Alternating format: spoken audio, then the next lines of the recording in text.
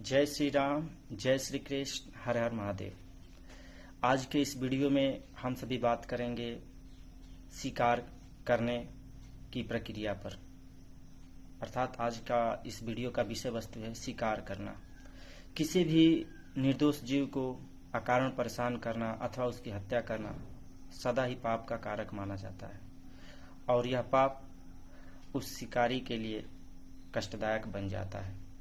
प्रकृति सभी प्रकार के जीवों को, थलचर, नभचर, गगनचर, उभयचर, सबको अपने पुत्रवत व्यवहार करती है और उसमें यदि कोई किसी को अकारण परेशान करता है तो प्रकृति उसके न्याय और अन्याय की बागडोर अपने हाथ में स्वयं संभालती है।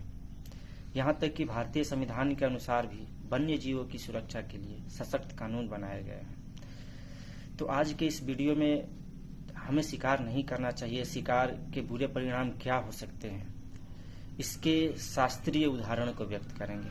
तो शास्त्रों में आई कुछ विशेष घटनाओं का हम आपके सामने जो है जिक्र करने जा रहे हैं, जिसमें से पहली घटना आती है राजा भानु प्रताप की। राजा भानु प्रताप सुअर का शिकार करने के लिए जंगल के अंदर घुसते गए। चलिए, वो सुअर था, चाहे मायावी सुअर था, उनकी तो नियति थी कि किसी जीव को हत्या पहुंचाया जाए, किसी जीव को मारा जाए।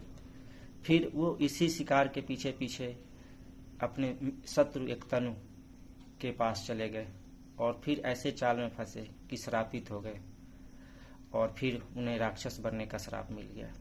तो इससे भी होता है, प्रमाणित होता है कि शिकार खेलना जो है उचित नहीं है। दूसरा आता है आपकी घटना राजा सगर। राजा सगर भी शिकार करने गए थे और शिकार के फलस्वरूप ही वो भी श्रापित हो गए और बदले में उनका पुत्र पागल होने का श्राप मिल गया। वो भी शिकार खेलने के फलस्वरूप कष्टदायी परिणाम जो है प्राप्त किए। अगला है 5 पांडव थे। 5 पांडवों के पिता श्री पांडु थे। पांडु भी जंगल में शिकार खेलने के लिए गए थे और वहां पर वो जो थे श्रापित हो गए और उसी श्राप की वजह से वो कम आयु में ही चल बसे।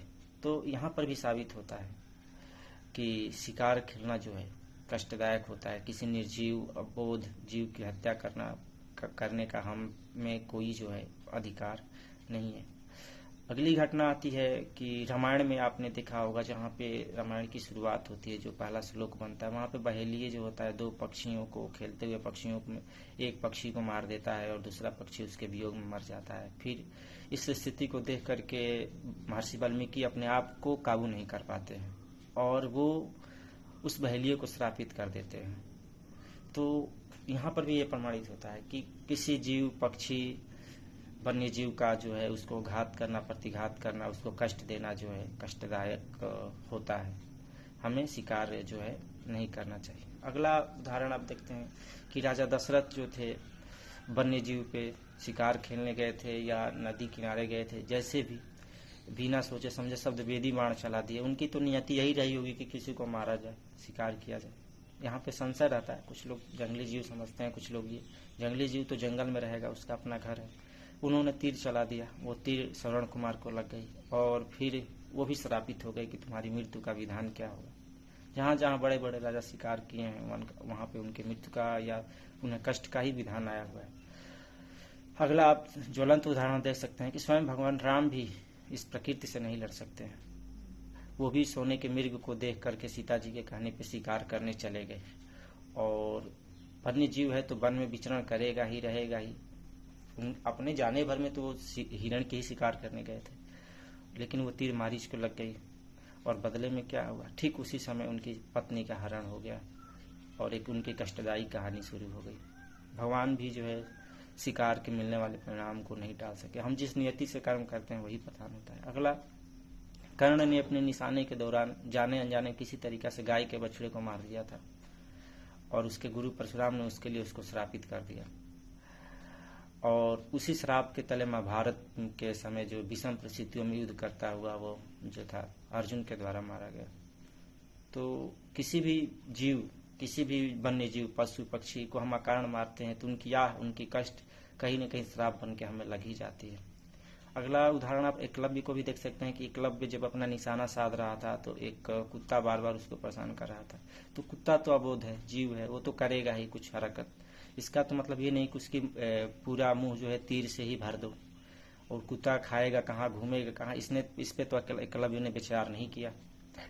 और फिर क्या हुआ कि वो कुत्ता द्रोणाचार्य के पास चला गया और ठीक उसी समय एकलव्य का अंगूठा चला गया, माने कष्ट मिल गया। इतना बड़ा तीरंदाज, इतना बड़ा शिकारी, और अंगूठा ही जो होता है शिकार करने के लिए मुख्य मतलब कि अंग होता है, निशाने लगाने के लिए मतलब मुख्य अंग होता है। और फिर जो था कि एकलव्य का भी जो है कष्टदायक आगे का जीवन जो है बन गया अंगूठे की वजह से। तो इस प्रकार आज के इस वीडियो में हमने देखा कि शिकार खेलना।